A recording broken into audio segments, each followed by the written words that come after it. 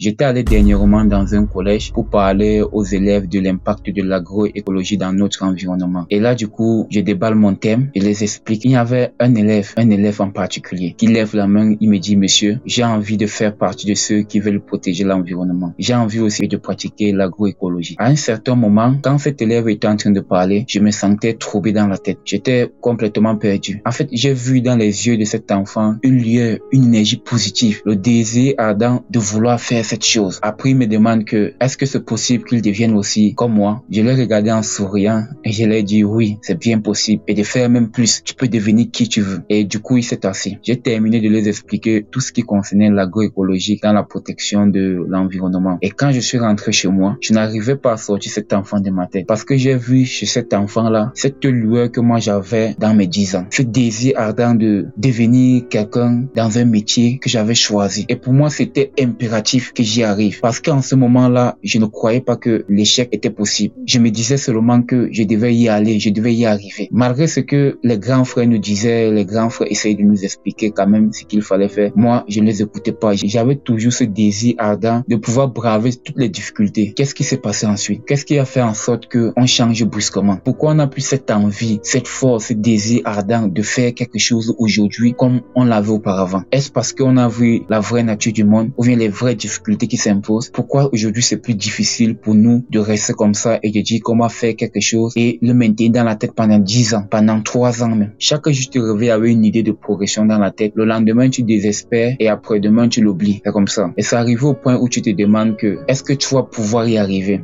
Est-ce que tu vas ne serait-ce faire les 50% qu'ont fait tes parents? Est-ce qu'ils t'ont envoyé à l'école pour rien? Toutes ces genres de questions apparaissent dans ta tête juste parce que la confiance a disparu en toi. Si je pouvais encore retourner dans mes 10 ans et prendre conscience de tout ce qui allait se trouver devant moi, peut-être j'aurais fait plus attention, peut-être j'aurais posé les bons actes toute ma vie, peut-être j'aurais déjà dû réaliser quelque chose. Et jusqu'à là, je ne trouve pas que c'est encore un problème. Le problème survient lorsque tu sais que tu n'as pas assuré toute ta vie, mais tu ne sais pas comment faire pour t'en sortir. C'est là le problème. Tu essaies de mettre quelque chose en place aujourd'hui étant motivé, demain tu n'es plus motivé et la chose tombe. Tu essaies de faire une discipline et très vite tu te rends compte que ce n'est pas fait pour toi. Tu tentes tout, tu vas de gauche à droite, rien ne va. Ce que je sais à présent, c'est que nous ne sommes pas nés pour rien. Dieu a fait en sorte que nous venons au monde pas pour rien. C'est parce qu'il sait que on a notre tâche à faire dans ce monde. Même si notre tâche n'est pas aussi immense, on a quelque chose, petit que ça soit, à faire à ce monde. On peut changer les choses. Si toute ta vie n'est qu'une compilation d'échecs, sache que ça ne sera pas toujours comme ça. Tout change. Si l'homme peut changer, ça veut dire que les choses peuvent aussi changer pour toi. L'idée, c'est de se mettre au travail et ne pas se laisser endormir sous le fleuve de la chance. Mettons-nous au travail, provoquons notre propre chance. Si tu vois que ta vie est inutile pour toi, alors fais-le pour tes petits frères. Fais-le pour ta femme. Fais-le pour ta mère ou ton père. Là, au moins, tu auras fait quelque chose de bien sur cette terre. Tu auras au moins fait l'essentiel. Aujourd'hui, si on demandait à tout un chacun de choisir où il veut aller vivre, je sais que ça serait la catastrophe. Parce que vous tous, vous avez des endroits merveilleux où vous irez vivre. Vous avez des plans dans votre tête. Une vie que vous devez mener, ce que vous devez faire chaque jour, vous avez ça dans votre tête. Mais justement, comme on ne peut pas le faire, chacun devra faire son possible pour le réaliser, pour que ça soit possible. Tu désires cette vie que tu as dans la tête, mais ça ne se fera pas tout seul. Il faudra que tu mettes les bouts, que tu entres dans la boue, que tu te trempes, oui, que tu donnes plus de ta personne pour que cela soit possible. Des fois, tu peux passer 3 à 5 ans à ne que faire les trucs basiques et tu crois que ta vie n'avance pas. Tu crois que ta vie progresse lentement. Et laisse-moi te dire à un moment donné, ta vie va s'élever de manière exponentielle et tous ceux qui croyaient que toi, tu ne faisais rien seront étonnés. Et c'est souvent ce genre d'événement qui amène certaines personnes à croire que tu as trempé ta main dans une mauvaise chose. Pourtant, ils n'ont pas vu les efforts que tu faisais pour mettre la fondation. Les gens s'en foutent de tout ça. Pour eux, ce n'est que le résultat qui compte. Et si le résultat arrive brusquement et que ça les épate, ils diront que ce n'est pas simple. Aujourd'hui, toi et moi, j'aimerais qu'on retrouve cette énergie positive que lorsqu'on était encore gamin, qu'on s'imprègne de ça pour aller de l'avant. Parce que c'est grâce à ça qu'on pourra laisser un monde meilleur, un monde digne de ce nom. Replongeons-nous dans nos moments d'enfance et trouvons l'énergie, donc c'est-à-dire la perle rare qui nous faisait avancer quand on était petit, cette lueur qu'on avait dans les yeux, afin de pouvoir continuer. Et j'aimerais terminer par là par dire merci à tous ceux qui soutiennent cette chaîne, car grâce à vous, je progresse et on avance ensemble. Ciao.